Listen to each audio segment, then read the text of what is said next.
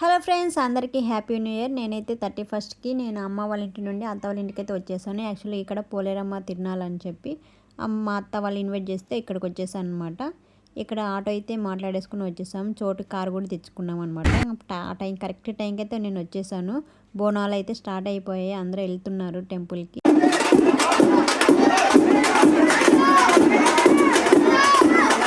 మా విలేజ్లో పోలేరమ్మ తిరణాలు బాగా చేస్తారు. అమ్మవారిని కూడా చాలా మంచిగా డెకరేట్ చేశారనమాట. ఆఫ్టర్నూన్ లంచ్ ఇక్కడ అందరికీ అరేంజ్ చేశారు. అండ్ ఆర్కెస్ట్రా కూడా పెట్టారనమాట. మంచిగా ఎంజాయ్ చేసేసి ఈవినింగ్ ఇంటికి వచ్చేసాము.